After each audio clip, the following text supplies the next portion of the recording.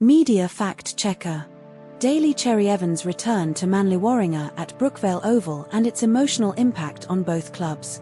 All source articles are linked in the description below. Here's what every outlet agrees on. Daly Cherry-Evans made his first appearance for the Roosters at Brookvale Oval after leaving Manly-Warringah in the off-season. The match took place on the opening weekend of the 2026 NRL season, with Manly-Warringah starting 0-3.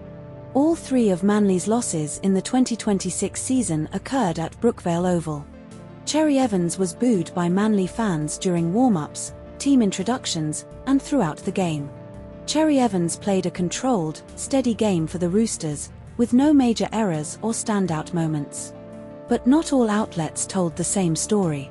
Article 3 reports the Roosters had 49 tackles in Manly's half, while Articles 1 and 2 do not mention this specific number.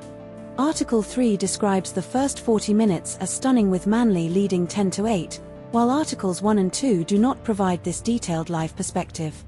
Article 3 notes that the Roosters had 73% of the territory, which is not mentioned in Articles 1 and 2. This story was covered by ABC News. Subscribe to Media Fact Checker for daily Australian news analysis. Media Fact Checker. Former AFL player Nick Stevens convicted of fraud in pool installation scheme. All source articles are linked in the description below. Here's what every outlet agrees on. Nick Stevens was found guilty on 12 counts of obtaining a financial advantage by deception and one charge of using a false document in Victoria's County Court, ABC News. Stevens was charged in 2019 for allegedly defrauding 6 families in Mildura, Victoria, totaling $170,000 to $171,000, ABC News. The 6 families were left with either no pools, incomplete pools, or illegal pools due to lack of permits, ABC News. Stevens pleaded not guilty to all 13 fraud-related charges, ABC News. Stevens was remanded in custody until his plea hearing on May 21, 2024, ABC News. But not all outlets told the same story.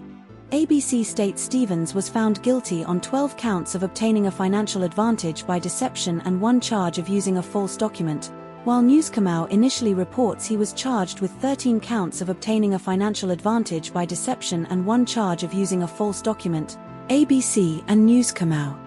ABC reports Stevens was found not guilty on one charge relating to the first victim's part payment, but Newscomau does not explicitly mention this acquittal in its summary of charges.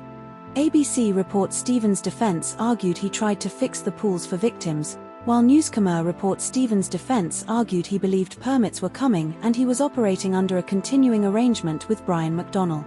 This story was covered by ABC News and news.com.au. Subscribe to Media Fact Checker for daily Australian news analysis. Media Fact Checker. Romanian nationals charged in Queensland for targeting elderly shoppers in wallet theft scams. All source articles are linked in the description below. Here's what every outlet agrees on. 3 Romanian nationals, 2 men aged 49 and 42, 1 woman aged 29, were arrested in 8 Mile Plains on the 28th of March, 2024 for allegedly stealing from elderly victims at Queensland shopping centres. The trio allegedly targeted elderly people, aged 70 to 94, at ATMs or grocery payments in Kenmore, Chermside, Strathpeen, North Lakes, Buddina, Caloundra, and Laidley shopping centres. Victims were distracted by claims of dropped wallets, then had their cards stolen for fraudulent use. Police seized approximately $20,000 from a unit complex in 8 Mile Plains during the arrests. The 49-year-old man and 29-year-old woman were charged with multiple counts of fraud and stealing, 5 counts of fraud, 4 counts of stealing, and 2 counts of enter with intent for the 49-year-old, 8 counts of fraud and 4 counts of stealing for the 29-year-old, and refused bail. But not all outlets told the same story. ABC states the 49-year-old man was charged with 2 counts of enter with intent, but Newscomau does not mention this charge. ABC lists Strathpeen as a location where victims were targeted, but Newscomau does not explicitly mention it, though it lists 7 suburbs including Kenmore, Chermside, etc. ABC mentions the arrests occurred on Saturday without specifying the date, while Newscomau states the arrests were on the 28th of March, 2024, ABC only confirms court appearances on the 28th of March. This story was covered by ABC News and news.com.au. Subscribe to Media Fact Checker for daily Australian news analysis. Media Fact Checker. Death of married at first sight expert Mel Schilling from colon cancer. All source articles are linked in the description below. Here's what every outlet agrees on. Mel Schilling died on Tuesday, December 31, 2025, at age 54 from bowel cancer that metastasized to her brain. Schilling was diagnosed with colon cancer in December 2023, underwent surgery to remove a 5 cm tumor, and was initially given the all clear. In February 2024, a routine scan revealed small nodules in her lungs indicating metastatic bowel cancer. Schilling underwent 16 rounds of chemotherapy over 2 years before her cancer spread to her brain in December 2025. She was diagnosed with terminal cancer in February 2026, with no further treatment options available. But not all outlets told the same story. Article 1, ABC, states Schilling was diagnosed with colon cancer initially, while Article 6, Guardian, does not specify the initial cancer type. Article 1 mentions Schilling was eligible for a clinical trial starting March 2026, but no other source confirms this detail. Article 2, Newscomau, implies Schilling's mental health struggles were private, while Article 1, ABC, does not mention this explicitly as a focus. This story was covered by ABC News, The Guardian, news.com.au, Sydney Morning Herald and The Age. Subscribe to Media Fact Checker for daily Australian news analysis. Media Fact Checker. Federal government urges Fair Work Commission for above-inflation minimum wage hike amid cost of living pressures. All source articles are linked in the description below. Here's what every outlet agrees on. The federal government submitted to the Fair Work Commission requesting an economically sustainable real wage increase for minimum and award wage workers in 2025. 2.7 million Australians earn the national minimum wage or award wages, accounting for about a quarter of the workforce, 25%. The current minimum wage is $175.40 per week, higher than when the Albanese government took office in May 2022. The Fair Work Commission's 2024 determination granted a 3.75% increase to the minimum wage, while the 2025 determination granted 3.5%. February 2025 inflation rates were 3.7%, headline, and 3.3%, underlying, according to the Reserve Bank of Australia's preferred measure. But not all outlets told the same story. ABC reports the government has not sought a specific number or been ambiguous about what constitutes a real increase, while Newscomau states the government's submission does not recommend a specific amount but suggests alignment with inflation targets. ABC cites Treasury's inflation projections of up to 5% as potentially conservative, but Newscomau does not mention this detail. ABC includes the Business Council of Australia's argument that real wage increases must be backed by productivity improvements, which is absent in Newscomau. This story was covered by ABC News and news.com.au. Subscribe to Media Fact Checker for daily Australian news analysis. Media Fact Checker. National Film and Sound Archives 2026 Sounds of Australia Collection Highlights. All source articles are linked in the description below. Here's what every outlet agrees on. Jack Colson's 1991 arrest speech. Gentlemen, this is democracy manifest. What is the charge? Eating a meal? A succulent Chinese meal was added to the NFSA's Sounds of Australia collection in 2026. The NFSA's Sounds of Australia collection includes 9 audio recordings selected annually by a panel of experts from public nominations, with items over 10 years old. The collection was launched in 2007 and now contains over 200 recordings, with the full archive dating back to 1896.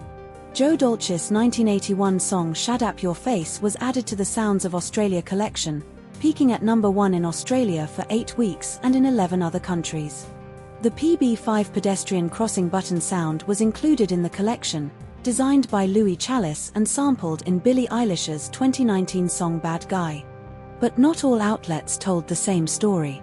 ABC states the NFSA Sounds of Australia collection was launched in 2007 and now has over 200 recordings, while The Guardian does not specify the exact number of recordings but mentions over 300,000 audio items in total at the NFSA, with one-third at risk.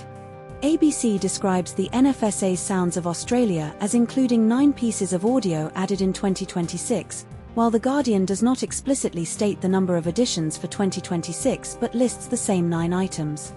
ABC mentions the NFSA Sounds of Australia collection is voted on by a panel of industry and NFSA sound experts, while The Guardian does not specify the exact composition of the panel beyond NFSA sound experts. This story was covered by ABC News and The Guardian. Subscribe to Media Fact Checker for daily Australian news analysis. Media Fact Checker. Sydney grandfather's mistaken identity kidnapping and murder investigation. All source articles are linked in the description below. Here's what every outlet agrees on. Declan Jake Donnelly, 23, was arrested at a Seven Hills property on March 2024 and charged with murder and take detain in company with intent to ransom occasioning bodily harm in relation to Chris Baghsarian's death. Chris Baghsarian, 85, was abducted from his North Ryde home on February 13 and his remains were found near a Pitt Town golf course on February 23. Gerard Andrews, 29, and Daniel Stevens, 24, were arrested and charged with kidnapping and murder of Chris Baghsarian on March 2024 and remain in custody. Donnelly was captured on CCTV at Baghsarian's North Ryde home at the time of the abduction, February 13, and near an abandoned Dural home where Baghsarian was allegedly tortured. Donnelly was found wearing only his underwear during his arrest at the Seven Hills property. But not all outlets told the same story. ABC does not mention Donnelly's Facebook profile picture update on February 16, while SMH and Newscomau both report this detail. Newscomau states Donnelly allegedly killed Baghsarian between the morning of February 13 and 9 p.m. February 14, but ABC and SMH do not specify this exact timeline. SMH claims the kidnapping was allegedly ordered offshore, but ABC and Newscomau do not mention this detail. This story was covered by ABC News, news.com.au, and Sydney Morning Herald. Subscribe to Media Fact Checker for daily Australian news analysis. Media Fact Checker. South Australia wins back-to-back Sheffield Shield cricket titles over Victoria in a dramatic final. All source articles are linked in the description below. Here's what every outlet agrees on. The Sheffield Shield final was played at Melbourne's Junction Oval between Victoria and South Australia. Victoria finished the season on top of the ladder with 7 wins from 10 matches. South Australia is the reigning champion and won back-to-back titles for the first time. The final spanned 5 days with play resuming on day 5 after delays due to rain. South Australia won the final by 56 runs, Victoria scored 139, South Australia needed 196. But not all outlets told the same story. ABC does not mention the controversy over Oliver Peake's dismissal as a potential no-ball, while The Guardian highlights it as a key point. The Guardian states Victoria lost their last 5 wickets for 27 runs on day 5, while ABC does not specify this exact detail. The Guardian mentions Victoria lost their last 7 wickets for 37 runs after McAndrew came to the crease, which is not detailed in ABC articles. This story was covered by ABC News and The Guardian. Subscribe to Media Fact Checker for daily Australian news analysis. Media Fact Checker. ABC workers' 24-hour strike over pay and conditions dispute. All source articles are linked in the description below. Here's what every outlet agrees on. ABC workers went on strike for the first time in 2 decades, starting at 11 a.m. Australian Eastern Daylight Time on Wednesday, June 12, 2024, and lasting until 11 a.m. Australian Eastern Daylight Time Thursday. The strike was triggered by a majority vote of 60% of participating staff rejecting the ABC's latest pay offer under the 3-year Enterprise Bargaining Agreement, EBA. The rejected pay offer included a 3.5% pay rise in the first year, 3.25% in the second year, and a $1,000 one-off bonus for all ongoing and fixed-term staff covered by the EBA. ABC Managing Director Hugh Marks apologized to audiences and staff for the strike, calling it very unfortunate and stating he was sorry. Flagship programs like 7.30, TV, AM, PM, The World Today, and Radio National Breakfast were not broadcast during the strike, with BBC content or reruns replacing them. But not all outlets told the same story. No contradictions found between the two sources. This story was covered by ABC News. Subscribe to Media Fact Checker for daily Australian news analysis. Media Fact Checker. Iranian Australians and global Iranians celebrate Nowruz amid war and government suppression. All source articles are linked in the description below. Here's what every outlet agrees on.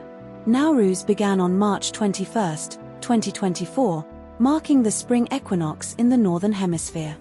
Nowruz is a 2,000 to 3,000-year-old festival observed in Iran, Afghanistan, Albania, Uzbekistan, Georgia, Kyrgyzstan, and diaspora communities worldwide. The Haft scene is a traditional Nowruz spread featuring 7 symbolic items starting with the letter S in Farsi. Iranian authorities restrict or discourage pre-Islamic traditions like Nowruz, with surveillance and threats of arrest reported. Nasreen Kaur, an Iranian Australian, moved to Aidlong, NSW, population less than 1,000, in 2019 and faces challenges celebrating Nowruz without family in Iran due to internet blackouts and war. But not all outlets told the same story. Article 1 states Nasreen Kaur moved to Aidlong in 2019, while no other source confirms this specific location or timeline. Article 1 describes Nowruz as a 2,000-year-old festival, while Article 2 claims it dates back over 3,000 years. Article 1 does not mention government surveillance or threats of arrest for Nowruz celebrations, only internet blackouts and network shutdowns. This story was covered by ABC News. Subscribe to Media Fact Checker for daily Australian news analysis. Media Fact Checker. Australia warns Israel against occupying southern Lebanon amid escalating conflict. All source articles are linked in the description below. Here's what every outlet agrees on.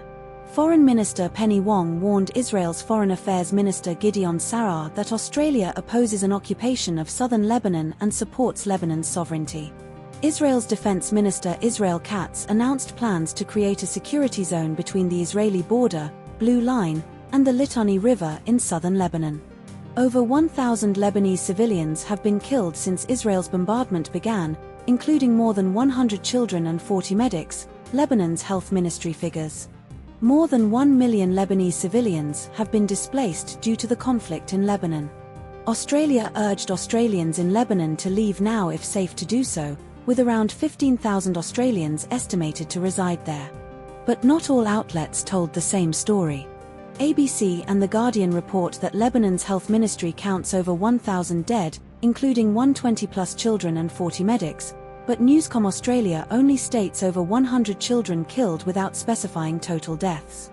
Newscom Australia does not mention the Israeli civilian death from misfired artillery reported by ABC and The Guardian.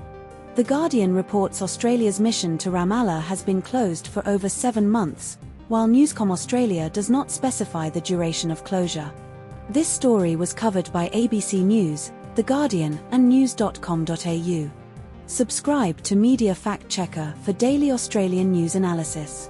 Media Fact Checker. North Korea's cyber espionage and fraud targeting Australian firms via fake IT jobs. All source articles are linked in the description below. Here's what every outlet agrees on. North Korea's regime is using thousands of undercover operatives posing as remote IT workers to infiltrate Western companies, with a focus on Australia and the US. The UN estimates North Korea's annual revenue from this operation is approximately $800 million. ASIO, Australian Security Intelligence Organisation, has identified North Korean operatives targeting Australian firms to funnel salaries back to Pyongyang. Major Australian banks, including NAB, have been infiltrated by North Korean agents, with at least one agent discovered and subsequently sacked. The FBI in the US has identified North Korean agents infiltrating major firms like Boeing, NBC, and Nike, with a high-profile case involving Christina Chapman, a laptop farmer who facilitated $17 million in transfers to North Korea and was jailed for 8.5 years. But not all outlets told the same story. No contradictions found between the two sources, as Thej appears to be a reprint of SMH with no additional or conflicting information. This story was covered by Sydney Morning Herald and The Age. Subscribe to Media Fact Checker for daily Australian news analysis. Media Fact Checker. Arrests and investigation into alleged kidnapping and murder of 85-year-old Chris Baghsarian in Sydney. All source articles are linked in the description below. Here's what every outlet agrees on. Chris Baghsarian, 85, was allegedly kidnapped from his North Ryde home on February 13 in a case of mistaken identity. His remains were found near a golf club in Pitt Town, northwest Sydney, on February 24, discovered after 11 days. Two men, Gerard Andrews, 29, and Daniel Stevens, 24, were charged with murder and kidnapping with intent to ransom on February 14. Two additional suspects, a 23-year-old man and a 23-year-old woman, were arrested on March 13 during a search warrant at Seven Hills. Police released CCTV footage showing three men near a Dural property, alleged stronghold, on the night of the abduction. But not all outlets told the same story. ABC states the intended target was a relative of Dimitri Stepanyan, but Newskamau does not mention this detail. Newskamau reports the man was arrested in nothing but his underwear, while ABC and Guardian do not specify his attire. Newskamau claims the blue vehicle was a Hyundai, but ABC only refers to it as a blue car without specifying the make. This story was covered by ABC News, The Guardian, and news.com.au. Subscribe to Media Fact Checker for daily Australian news analysis. Media Fact Checker. US DHS funding standoff and Senate House budget dispute over ICE funding. All source articles are linked in the description below. Here's what every outlet agrees on. The US Senate passed a funding package for DHS, excluding ICE and part of CBP, on the 29th of March, 2025 via voice vote in an overnight session. TSA staff have worked without pay since the 13th of February, 2025 due to the funding lapse, leading to high absenteeism and airport delays. Donald Trump ordered executive action on the 28th of March, 2025 to pay TSA workers immediately, directing DHS Secretary Markwayne Mullin to resolve the emergency.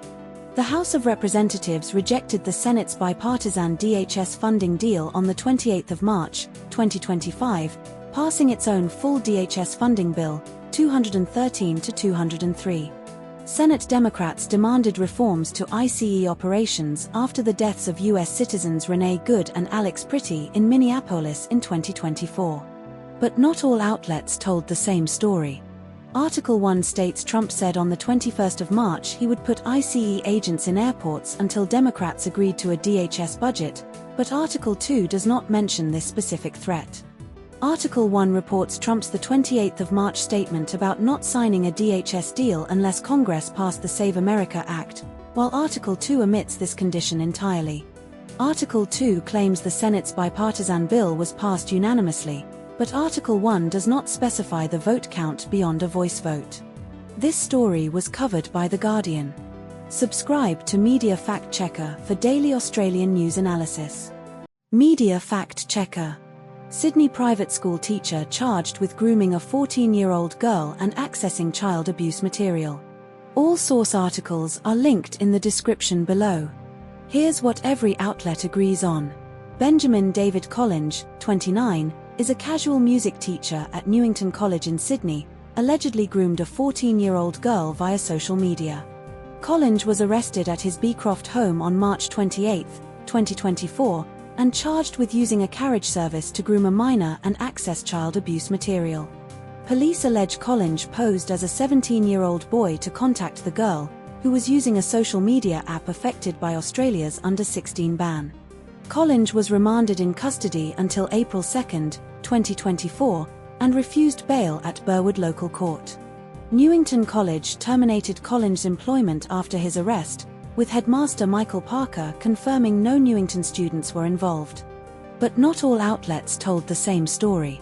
SMH states Collinge was arrested at an address in Beecroft, while ABC does not specify the exact suburb beyond Sydney's north. SMH mentions Collinge did not apply for bail when his matter was briefly mentioned at court, while ABC states he was refused bail outright. SMH includes Collinge's lawyer's name, Brian Wrench, and mentions he did not respond to questions, which ABC does not reference. This story was covered by ABC News and Sydney Morning Herald. Subscribe to Media Fact Checker for daily Australian news analysis. Media Fact Checker. Australia's Matildas facing low-ranked teams in April 2026 FIFA Series ahead of 2027 World Cup.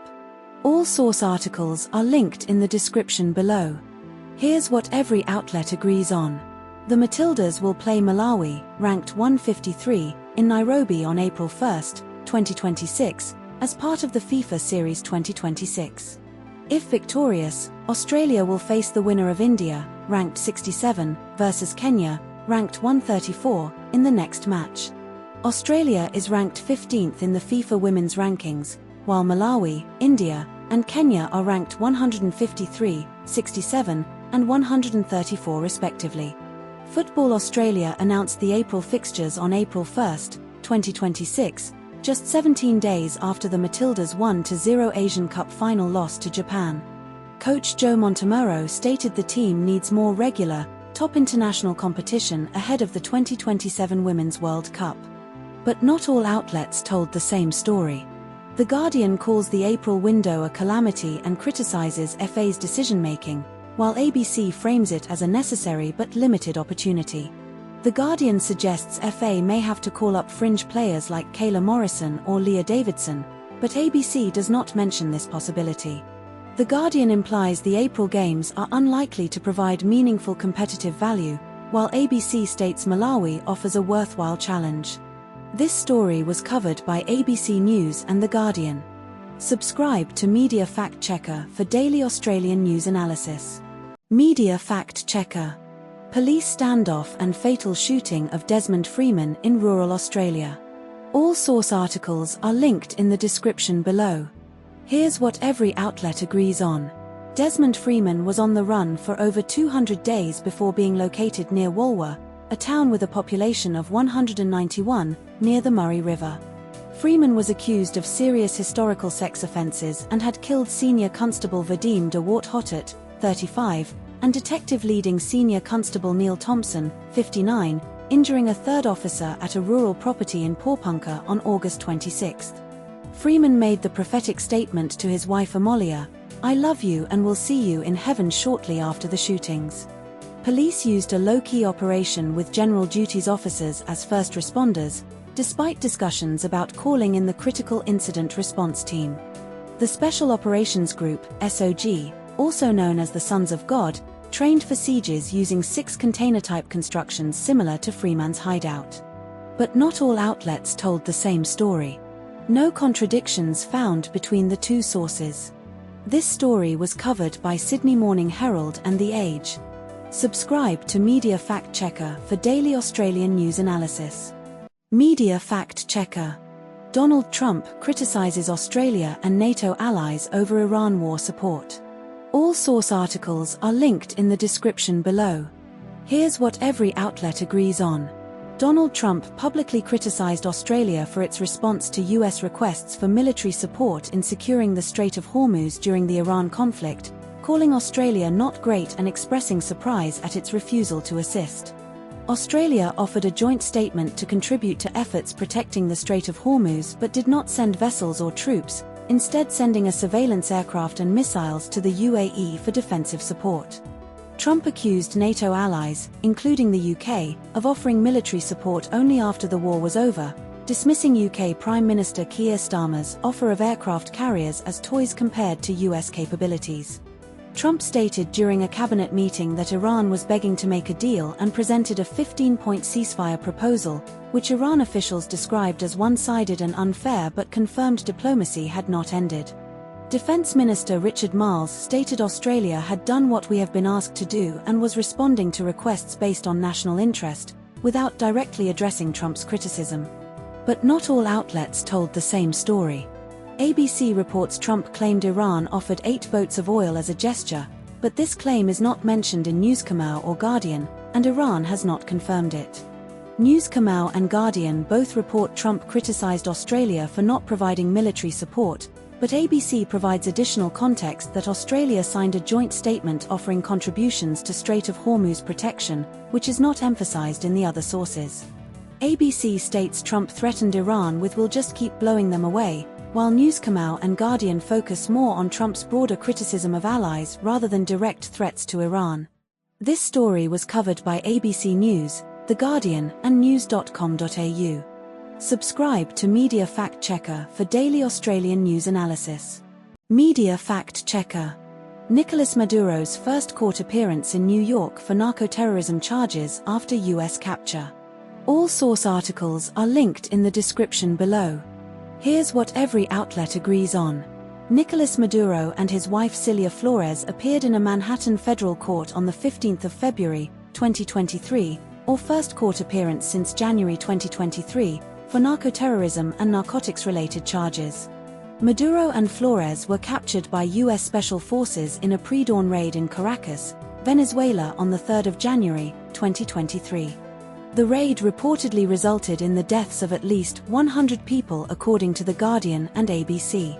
Maduro and Flores are accused of ordering kidnappings, beatings, and murders related to drug trafficking, including the killing of a drug boss in Caracas, indictment details. Both Maduro and Flores pleaded not guilty during their arraignment on the 5th of January, 2023. But not all outlets told the same story. ABC reports Maduro and Flores appeared in court for the first time since January, while The Guardian states their first appearance was in January, arraignment, and this is a subsequent hearing. The Guardian claims OFAC initially granted a waiver for Venezuelan government funds on the 9th of January but reversed it 3 hours later, while ABC does not mention the reversal timeline or initial approval. The Guardian describes the raid as controversial and notes legal experts have challenged its legality, while ABC does not mention legal challenges to the raid. This story was covered by ABC News and The Guardian. Subscribe to Media Fact Checker for daily Australian news analysis. Media Fact Checker. Meta ordered to pay $375 million for child exploitation and safety violations in New Mexico trial. All source articles are linked in the description below. Here's what every outlet agrees on. A New Mexico jury ordered Meta to pay $375 million in civil penalties for violating New Mexico's consumer protection laws in a child exploitation case, Guardian, ABC. The lawsuit was brought by New Mexico Attorney General Raul Torres's office in December 2023, Guardian, ABC. The trial lasted nearly 7 weeks, Guardian, and the jury deliberated for less than 1 day, Guardian, ABC. Meta plans to appeal the verdict, Guardian, ABC. The lawsuit followed a 2023 Guardian investigation revealing Meta platforms were used for child sex trafficking, Guardian. But not all outlets told the same story. The Guardian reports Meta's penalty as $375 million, while ABC converts it to $538 million, likely due to currency conversion, but both agree on the original $375 million award. The Guardian states the jury ordered the maximum penalty of $5,000 per violation totaling $375 million, while ABC does not specify the per violation amount. The Guardian mentions Meta's shares rose 0.8% after the verdict, but ABC does not provide Meta's stock performance details beyond the conversion note. This story was covered by ABC News and The Guardian. Subscribe to Media Fact Checker for daily Australian news analysis. Media Fact Checker. Fair Work Commission abolishes junior pay rates for 18 to 20-year-olds in Australia. All source articles are linked in the description below. Here's what every outlet agrees on. The Fair Work Commission scrapped discounted pay rates for young adult workers aged 18 to 20 in retail, fast food, and pharmacy sectors. Around 500,000 workers will be affected by the wage increase, including those at Coles, Woolworths, McDonald's, and Hungry Jack's. Junior pay rates previously paid 18-year-olds 70% of the adult rate, 19-year-olds 80%, and 20-year-olds 90% of the award rate. The changes apply to the General Retail Industry Award, Fast Food Industry Award, and Pharmacy Industry Award. The wage adjustments will be phased in over 4 years, with the first changes starting in December 2024. But not all outlets told the same story. SBS does not mention the 500,000 worker estimate or the 4-year phased implementation, which Guardian and ABC both confirm. Guardian and ABC both state the first wage adjustments begin in December, but SBS does not specify a timeline. ABC and Guardian describe the decision as a landmark comparable to equal pay for women, while SBS omits this framing entirely. This story was covered by ABC News, The Guardian, and SBS News. Subscribe to Media Fact Checker for daily Australian news analysis. Media Fact Checker. Drug-affected driver sues Commonwealth after hitting schoolboys, sentenced to 13 years jail. All source articles are linked in the description below. Here's what every outlet agrees on.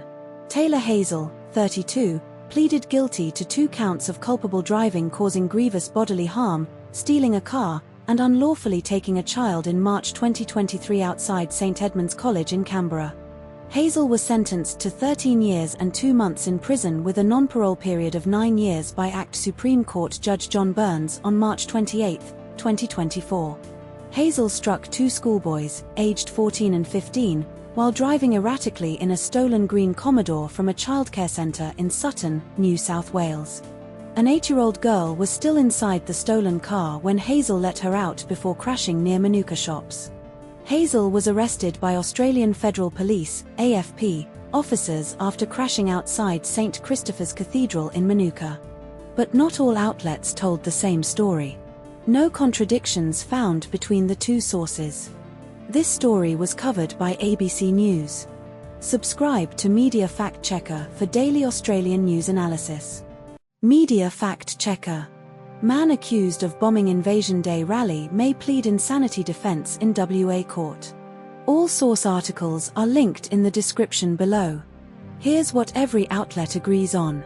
Liam Alexander Hall, 32, is accused of allegedly throwing a homemade fragment bomb filled with ball bearings and screws into a crowd of about 2,500 people at an Invasion Day rally in Perth CBD on January 26, 2026. The device did not detonate and no injuries were reported, but police described it as a potential mass casualty event. Hall is charged with engaging in a terrorist act, making or possessing explosives under suspicious circumstances, and 1 count of intent to harm or doing an act likely to endanger life or safety. Hall's lawyer Simon Freitag indicated he may enter a Section 27 insanity plea, requiring a psychiatric report before the next hearing on May 26 or late May. Hall is currently detained at Western Australia's Frankland Centre Psychiatric Facility for criminally insane prisoners. But not all outlets told the same story. ABC and News Corp Australia both cite WA Police Commissioner Cole Blanche or AFP Commissioner Christy Barrett for the claim that the attack was nationalist and racially motivated, but The Guardian does not attribute this claim to a specific official and omits it entirely. The Guardian states Hall was scheduled to appear via video link from the Frankland Centre on May 2026 but did not attend, while ABC and News Corp Australia do not mention this specific detail about the hearing date or video link. ABC reports Hall did not appear in person at the April 2026 court appearance for medical reasons, but The Guardian and News Corp Australia do not mention this reason for non-attendance. This story was covered by ABC News, The Guardian, and news.com.au. Subscribe to Media Fact Checker for daily Australian news analysis. Media Fact Checker. Formula 1 2026 Japanese Grand Prix qualifying and race setup at Suzuka Circuit. All source articles are linked in the description below. Here's what every outlet agrees on.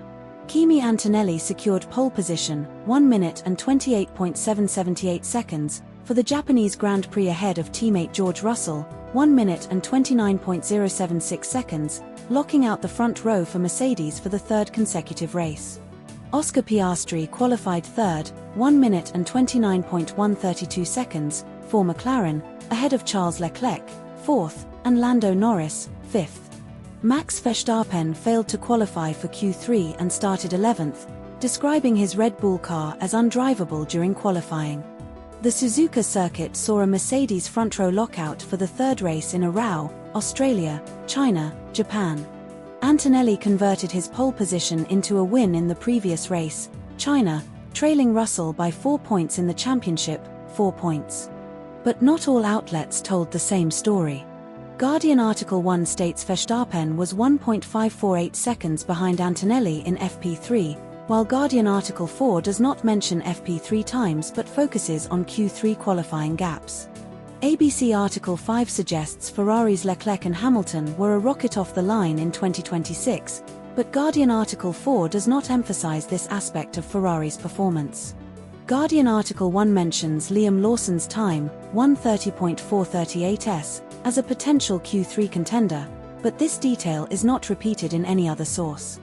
This story was covered by ABC News and The Guardian. Subscribe to Media Fact Checker for daily Australian news analysis. Media Fact Checker.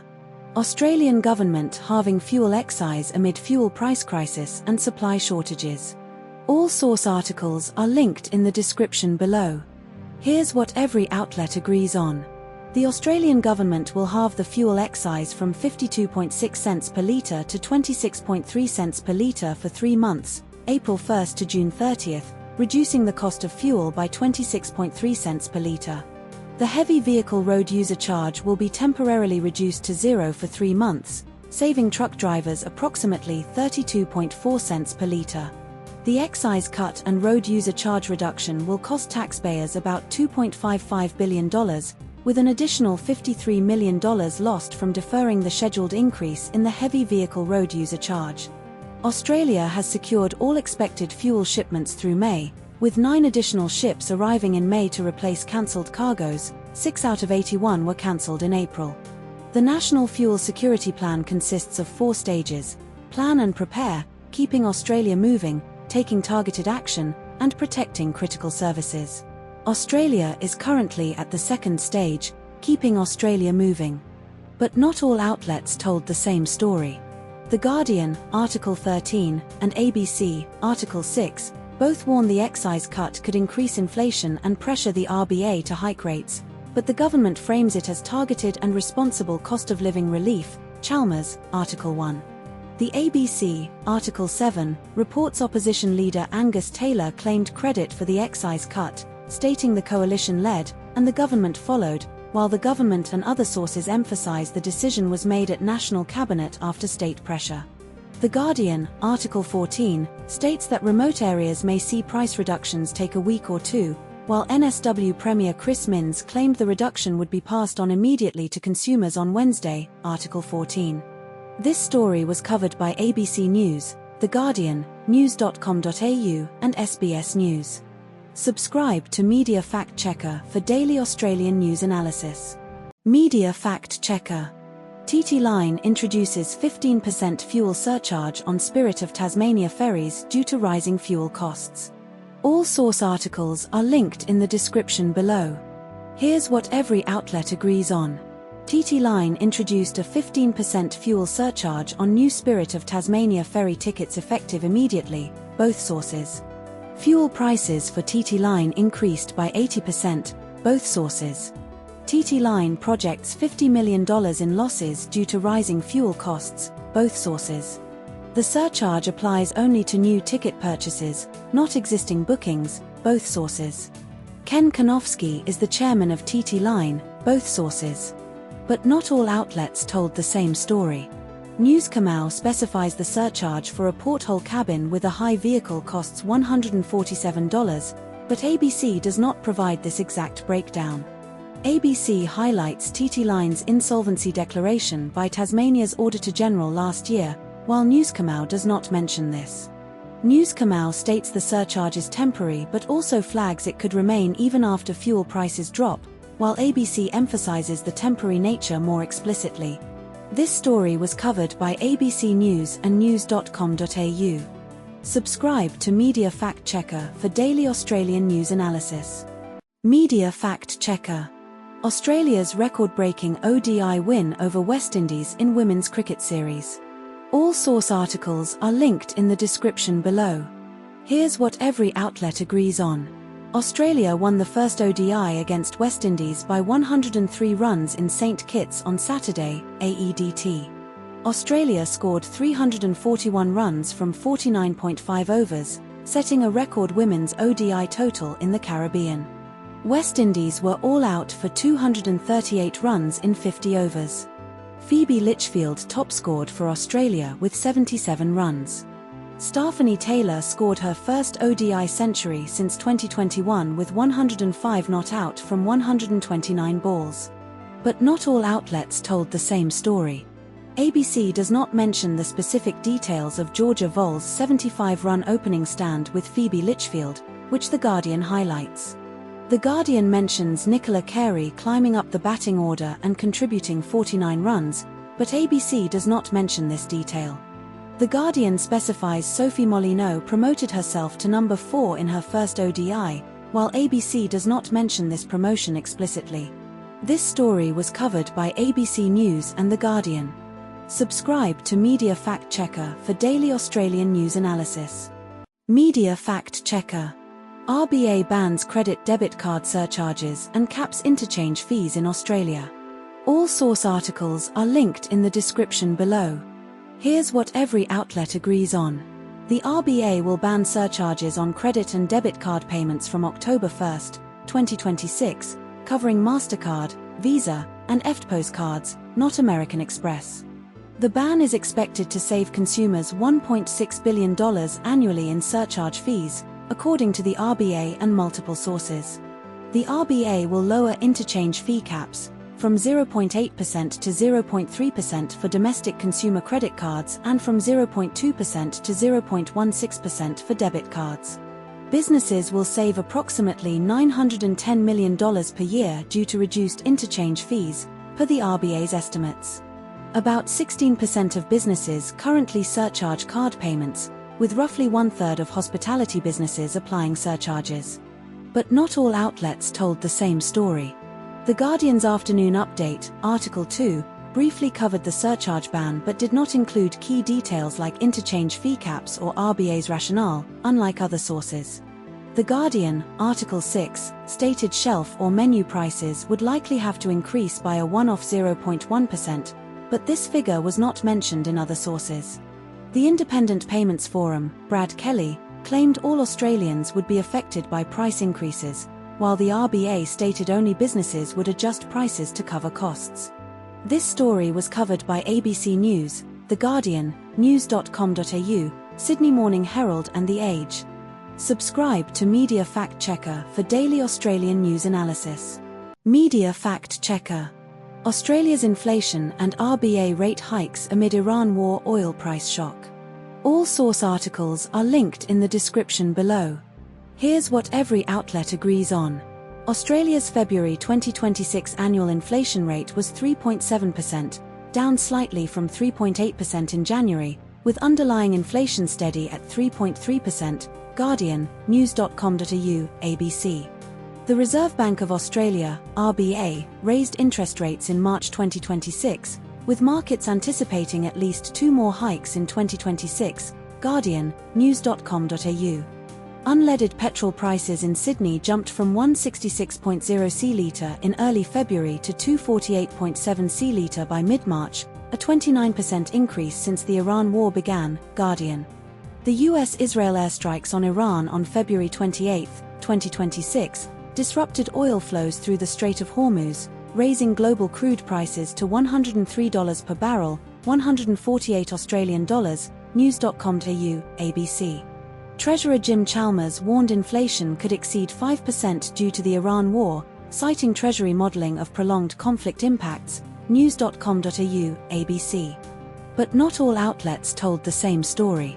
The Guardian reports the RBA governor explicitly mentioned dealing with the possibility of a recession to control inflation, while news.com.au and ABC do not quote this exact phrasing. The Guardian states markets briefly priced a cash rate peak of 4.85%, but news.com.au and ABC do not mention this specific figure. The Guardian highlights the Anti-Poverty Centre and Greens pushing for job-seeker mutual obligation suspensions, which is not mentioned in news.com.au or ABC. This story was covered by ABC News, The Guardian, and news.com.au. Subscribe to Media Fact Checker for daily Australian news analysis. Media Fact Checker. Teenage assault on paramedic after stolen car crash in Melbourne. All source articles are linked in the description below. Here's what every outlet agrees on. A stolen Mazda 3 collided with a Volkswagen Jetta at Nicholson St and Victoria Parade, Carlton, just before 6 a.m. on Saturday. 4 teenage males were travelling in the stolen Mazda 3 when the crash occurred. 2 boys fled the scene immediately after the collision. A 19-year-old man and a 15-year-old boy were injured in the crash and taken to hospital by ambulance. A 66-year-old man and a 76-year-old woman from Terang were in the Volkswagen and taken to hospital as a precaution. But not all outlets told the same story. News Kamau states the 19-year-old man assaulted the paramedic, but ABC states the 15-year-old boy assaulted the paramedic. News Kamau does not specify the severity of injuries for the 19-year-old and 15-year-old, while ABC specifies the 19-year-old was seriously injured and the 15-year-old received minor injuries. ABC mentions the Mazda 3 model explicitly, while News Kamau only refers to it as a Mazda. This story was covered by ABC News and news.com.au. Subscribe to Media Fact Checker for daily Australian news analysis. Media Fact Checker. Government bailout secures Queensland aluminium smelters' future with renewable energy transition. All source articles are linked in the description below. Here's what every outlet agrees on.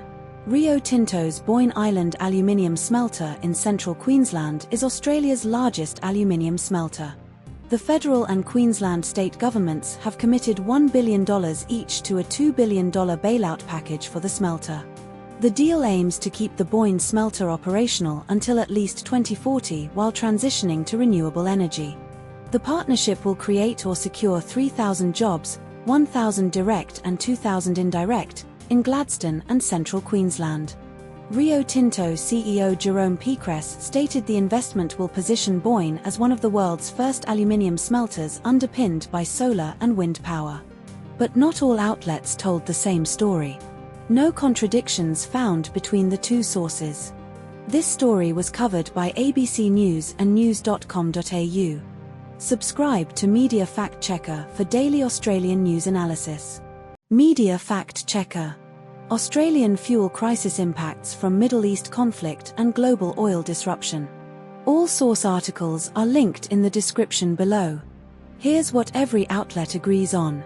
Petrol prices in Australia reached an average of $2.38 per litre for regular unleaded in the week ending March 20th, up 27% since the war began on February 28th, according to the Australian Institute of Petroleum, AIP. Diesel prices in nearly every Australian capital city passed $3 per litre, with a 38 to 40% increase since the US-Israeli strikes on Iran closed the Strait of Hormuz, reducing global oil trade by 20%. Consumer confidence in Australia dropped to 63.1 points in March, the lowest since records began in the 1970s, according to ANZ Roy Morgan, amid soaring energy prices and cost of living concerns. The Strait of Hormuz closure disrupted 20% of global oil trade, leading to widespread fuel shortages and price surges in Australia. Hundreds of service stations across Australia have run out of fuel, with some imposing rationing limits, e.g., $30 per customer in rural areas. But not all outlets told the same story. ABC reports Dennis Maddock's business is a furniture removal and delivery service, while Guardian does not mention this specific business type for any individual. ABC cites a 40% increase in Australian fuel prices since the US-Israeli strikes, while Guardian does not provide a specific percentage increase but highlights individual cost examples, e.g., $200 weekly increase. ABC states diesel prices passed $3 per litre in nearly every capital city, while Guardian does not specify this exact figure but notes 98-octane fuel at $2.55 per litre in a regional area. This story was covered by ABC News and The Guardian. Subscribe to Media Fact Checker for daily Australian news analysis. Media Fact Checker. Tottenham Hotspur fires interim manager Igor Tudor amid relegation crisis. All source articles are linked in the description below. Here's what every outlet agrees on. Tottenham Hotspur parted ways with interim manager Igor Tudor after 7 league matches and 44 days in charge.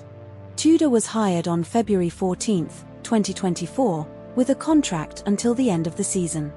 Tottenham lost 3-0 to Nottingham Forest on March 22, 2024, marking Tudor's final match in charge. Tottenham sits 1 point above relegation with 7 games remaining in the Premier League season. Tottenham's 50-year streak in the top flight is at risk of ending. But not all outlets told the same story. ABC mentions Tudor's first match was a 4-1 loss to Arsenal, while The Guardian does not specify the score of the first match but lists Arsenal as one of the early losses. ABC lists Harry Redknapp as expressing interest in the role before Tudor's departure, but The Guardian does not mention Redknapp's interest.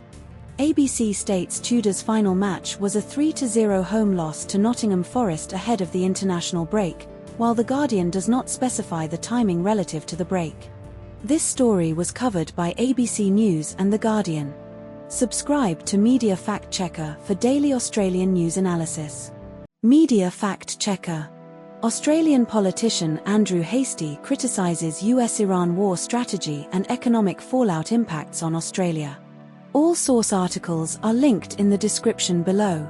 Here's what every outlet agrees on.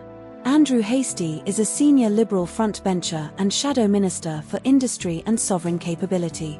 Hastie served as a Special Forces veteran and fought in the Middle East alongside American troops. Hastie stated on ABC's *Insiders*, February 2024, that the US-Iran war was a huge miscalculation by Donald Trump. Hastie criticized Trump for not consulting allies like Australia before the conflict, citing lack of lead time. Iran has continued attacking neighboring Gulf countries and blockading the Strait of Hormuz despite Trump's claims of victory. But not all outlets told the same story. News Kamau states Hastie warned Australia faces a twin energy shock in oil and gas, while ABC does not explicitly mention this term but focuses on gas export levies instead. News Kamau highlights Hastie's backing of the US and Israel against Iran's murderous regime, but ABC omits this explicit endorsement in favor of economic critiques. News Kamau reports Trump's claim of obliterating Iran's nuclear program, 2023, as context, while ABC does not reference this specific claim or timeline. This story was covered by ABC News and news.com.au. Subscribe to Media Fact Checker for daily Australian news analysis. Media Fact Checker. 2 men acquitted of raping intoxicated woman picked up while waiting for Uber in Darwin. All source articles are linked in the description below. Here's what every outlet agrees on. Panormitis Charalampis and Michael Vruvis were charged with 4 counts each of sexual intercourse without consent in the Northern Territory Supreme Court. The incident occurred on January 14, 2024, when the woman left Mayberry nightclub in Darwin's CBD at 3:30 a.m. after ordering an Uber. CCTV footage shows the woman leaving Mayberry at 3:30 a.m. and later being picked up by the 2 men, who she believed were her Uber drivers. The woman's blood alcohol concentration was estimated between 0.1 and 0.15, high to severe intoxication, when she arrived at her apartment block with the men. The 2 men were acquitted on all charges after nearly 7 hours of jury deliberation. But not all outlets told the same story. Article 1 states the woman was crawling and falling out of a car, laying on the ground, unable to walk without being carried by 2 men, but Article 3 describes her as laughing and saying she was drunk in the car before falling silent. Article 1 reports the woman remembered both men taking turns having sex with her, while Article 2's defense argues her account was patchy and fragmented and may have been conceived differently. Article 1 claims the woman didn't recall how long the sexual encounters lasted, but Article 3 does not mention this detail explicitly in the defense's closing arguments. This story was covered by ABC News. Subscribe to Media Fact Checker for daily Australian news analysis. Media Fact Checker. Gold Coast Mayor Tom Tate's Mar-a-Lago visit and Trump Tower development ethics controversy. All source articles are linked in the description below. Here's what every outlet agrees on. Gold Coast Mayor Tom Tate received gifts from the Trump Organization during a February 2024 visit to Mar-a-Lago, including meals, accommodation, and airport transfers valued over $500. The Trump Organization paid for Tate's meals, accommodation, and vehicle transfers at Mar-a-Lago between February 12 to 14, 2024, as disclosed in his Register of Interests. Tate met with U.S. President Donald Trump and Eric Trump during his Mar-a-Lago stay, days before a $1.5 billion deal was signed for a Trump-branded tower in Surfers Paradise by Altus Property Group CEO David Young and Eric Trump. The proposed Trump Tower in Surfers Paradise would be a 91-story development featuring a 6-star resort hotel, 270 luxury apartments, a retail plaza, and a beach club, with claims it would be Australia's tallest building. Tate's Register of Interests requires disclosure of gifts valued at $500 or more, or multiple gifts totaling $500 or more, which he fulfilled by listing the Trump Organization's hospitality. But not all outlets told the same story. Article 1 states the Trump Organization hopes to turn the first sod in August if the application is approved, while Article 2 does not mention this timeline explicitly. Article 1 notes Tate's flights were paid for by ratepayers but does not specify the cost, whereas Article 2 omits this detail entirely. Article 1 includes a direct quote from Tate saying, "I'm pretty sure Tom Tate wouldn't have gotten an invite. The mayor of the Gold Coast got an invite," while Article 2 does not repeat this phrasing verbatim but covers the same sentiment. This story was covered by ABC News. Subscribe to Media Fact Checker for daily Australian news analysis. Media Fact Checker. Dietary factors and the mind diet's role in preventing dementia and cognitive decline.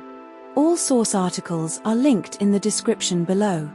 Here's what every outlet agrees on. The Mind Diet, Mediterranean diet intervention for neurodegenerative delay, is linked to a 19% reduced odds of developing mild cognitive impairment or dementia according to a 2019 study by Scientia professor Karen Arnsty, UNSW Aging Futures Institute.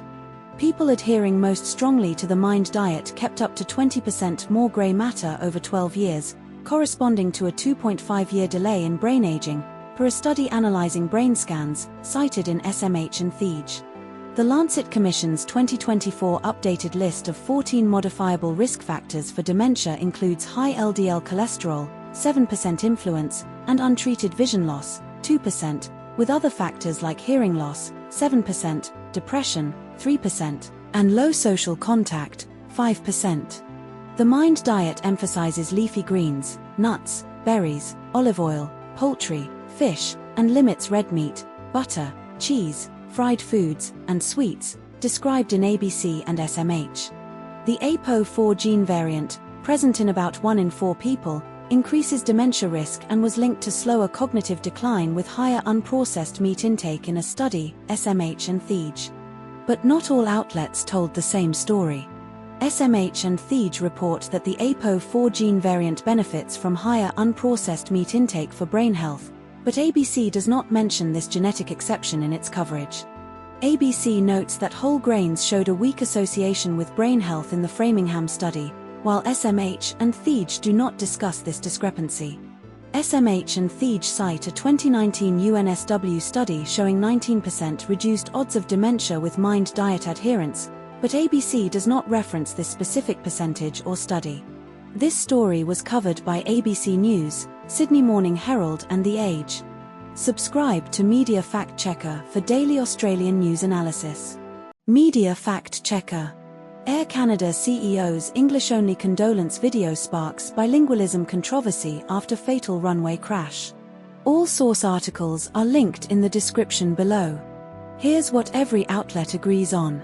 2 Air Canada pilots, Antoine Forrest from Quebec and Mackenzie Gunther, were killed in a runway collision with a fire truck at New York's LaGuardia Airport on March 22, or late Sunday, March 24, depending on time zone. The Air Canada Express CRJ 900 flight, Flight 8646, operated by Jazz Aviation, flew from Montreal to LaGuardia before the crash, carrying 76 passengers and 4 crew members. Air Canada CEO Michael Rousseau released an English-only condolence video with French subtitles, using only 2 French words, bonjour and merci, after the crash. Rousseau apologized for his limited French, stating he had been unable to express himself adequately in French despite years of lessons, and continued efforts to improve. The NTSB revealed the runway alert system, ASDEX, did not trigger before the crash because the fire truck lacked a transponder, and air traffic controllers were handling multiple duties at the time. But not all outlets told the same story. ABC states Rousseau retired by the end of the third quarter, 2024, but News Khmer and Guardian do not mention a retirement date or confirm this explicitly. News Khmer reports the crash occurred late Sunday, March 24, while ABC and Guardian state it happened on March 22, with no time specified. ABC claims the video included French subtitles, but News Khmer does not mention subtitles, only that Rousseau used only English. This story was covered by ABC News, The Guardian, and news.com.au. Subscribe to Media Fact Checker for daily Australian news analysis. Media Fact Checker. Disappearance of 4-year-old Gus Lamont from South Australian Outback Station. All source articles are linked in the description below. Here's what every outlet agrees on. Gus Lamont, a 4-year-old with golden curls, was last seen on September 27, 2025, at Oak Park Station near Yunta, South Australia. Gus was reported missing after being last seen playing in the sand with a shovel at approximately 5 p.m., with his grandmother alerting police around 8:30 p.m. The 60,000-hectare Oak Park Station search involved aerial, water, trail bike, mounted police, SES, defense personnel, community volunteers, and a tracker. Police declared Gus's disappearance a major crime in February 2026, ruling out theories he wandered off or was abducted. Task Force Horizon, a 12-member specialist team, was formed in October 2025 to investigate the case. But not all outlets told the same story. ABC reports police ruled out abduction due to the property's remote location and lack of obvious access, but News Khmer does not mention this specific reasoning. ABC states a suspect has been identified and is no longer cooperating, while News Khmer only mentions family members withdrawing cooperation without naming a suspect. ABC notes police seized a car and electronic devices from the suspect, but News Khmer does not mention any seized items. This story was covered by ABC News and news.com.au. Subscribe to Media Fact Checker for daily Australian news analysis. Media Fact Checker. Australia's 2026 daylight saving transition ending in April with clock changes. All source articles are linked in the description below. Here's what every outlet agrees on. Daylight saving in Australia ends on Sunday, April 5, 2026, at 3 a.m. local time. Clocks turn back to 2 a.m.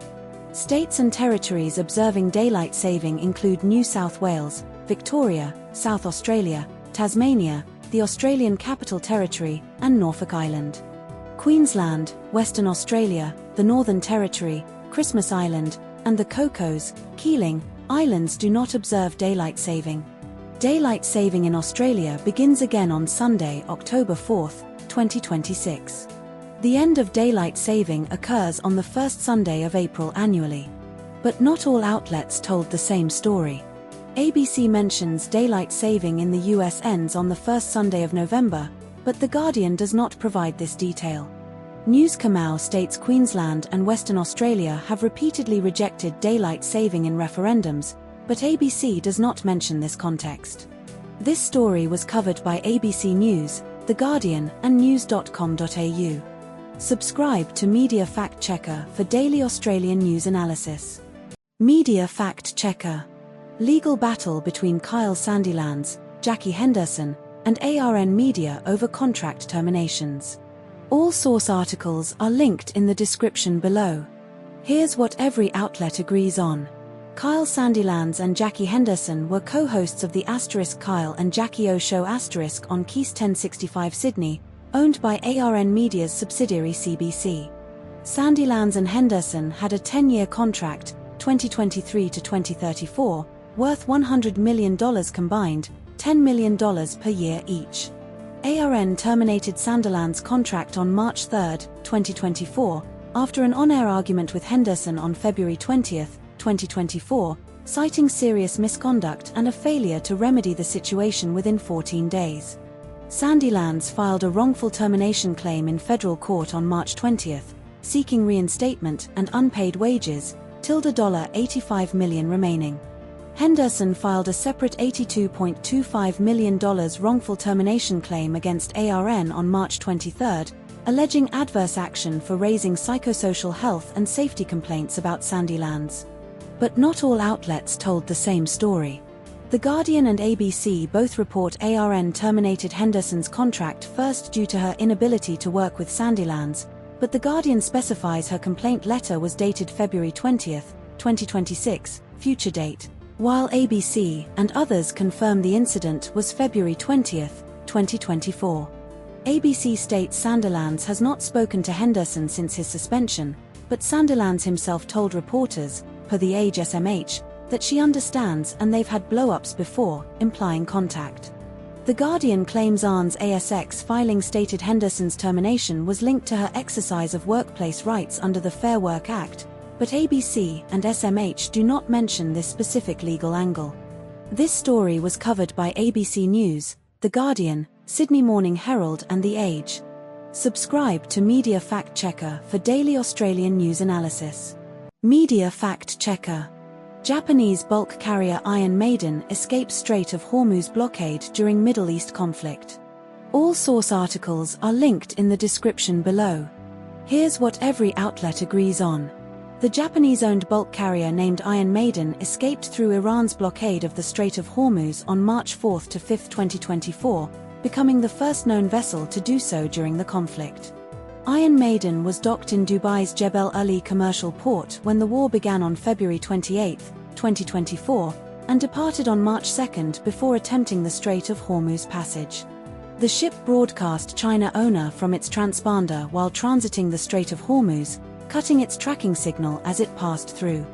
Iron Maiden arrived off Western Australia's Jailton coast on March 17, 2024, and is expected to dock in Kwinana port without cargo. At least 20 commercial vessels have been targeted in or around the Strait of Hormuz since the conflict began, according to shipping security monitors. But not all outlets told the same story. ABC reports US President Donald Trump's administration is negotiating with Iran, a claim Iran denies, while Newscomau does not mention this dispute. ABC states the Iron Maiden's Singapore stop was on March 17 before heading to Australia, but Newscomau does not specify the exact date of the Singapore leg. ABC cites Brent Sadler, Heritage Foundation, arguing Iran's IRGC may only harass ships with drone speedboats, limited operational impact, while no opposing view is presented in Newscomau. This story was covered by ABC News and news.com.au. Subscribe to Media Fact Checker for daily Australian news analysis. Media Fact Checker. AFL introduces new stringent illicit drug policy for players with hair testing and harm reduction focus. All source articles are linked in the description below. Here's what every outlet agrees on. The AFL and AFL Players Association have reached an in-principle agreement on a revised illicit drugs policy, IDP, replacing the previous three strikes model. All AFL and AFLW players will undergo hair testing for illicit drugs twice per year under the new policy. The new policy includes mandatory education, universal hair testing, treatment, monitoring, and ongoing support for both AFL and AFLW players. Players who test positive 3 or more times will be reviewed by a newly formed joint IDP committee, which includes the players' club president, CEO, and football manager. The AFL's new policy is described as the most stringent in Australian sport by AFL Chief Executive Andrew Dillon. But not all outlets told the same story. ABC states the new policy includes a suspension range of 2 to 4 matches for public use of illicit drugs, but The Guardian does not mention this specific suspension detail. ABC emphasises the policy's stepped process with clear progression criteria for players, while The Guardian focuses more on the policy's potential for increased positive tests and confidentiality breaches without detailing the same structured progression. The Guardian highlights that clubs will be fined $250,000 for breaching confidentiality, but ABC does not mention this financial penalty for clubs. This story was covered by ABC News and The Guardian. Subscribe to Media Fact Checker for daily Australian news analysis. Media Fact Checker. Regional Victorian Council calls for fossil fuel tax to fund climate disaster recovery. All source articles are linked in the description below. Here's what every outlet agrees on. Mount Alexander Shire Council, Regional Victorian Council, passed a motion in January 2025 calling for a national levy on coal, oil, and gas companies to fund bushfire and flood recovery, driven by Councillor Lucas Maddock. The Ravenswood fire destroyed at least 55 homes and businesses in Harcourt, population 1,000, and Ravenswood in January 2025, during a catastrophic heatwave across Victoria. Councillor Lucas Maddock narrowly escaped the Ravenswood fire, which came within 5 minutes of reaching his family home in Barkers Creek. The Mount Alexander Shire Council will lobby the Victorian Government at the State Conference in February 2025 and the Federal Labor MP Lisa Chesters, as well as Climate Change Minister Chris Bowen. Federal Assistant Climate Change Minister Josh Wilson's office acknowledged $6.3 billion directed to climate adaptation and resilience since the Albanese government took power, including a $1 billion disaster-ready fund over 5 years. But not all outlets told the same story. News Kamau states the Ravenswood fire destroyed 55 homes and businesses, while ABC reports approximately 54 homes were destroyed. News Kamau claims the federal government's $6.3 billion climate adaptation funding includes a $1 billion disaster-ready fund over 5 years, but ABC does not mention the $1 billion figure specifically. NEWSOMEU's spokesperson for Josh Wilson emphasized renewables reducing electricity bills, while ABC's statement from Wilson's office only mentions the $100 million Community Energy Upgrades Fund without discussing bill impacts. This story was covered by ABC News and news.com.au. Subscribe to Media Fact Checker for daily Australian news analysis. Media Fact Checker. IOC bans transgender women from female Olympic events via SRY gene testing starting 2028. All source articles are linked in the description below. Here's what every outlet agrees on.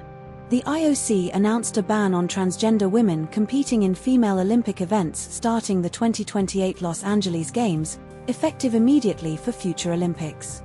The new policy mandates a one-time SRY gene test, via saliva, cheek swab, or blood, to determine biological sex for female category eligibility.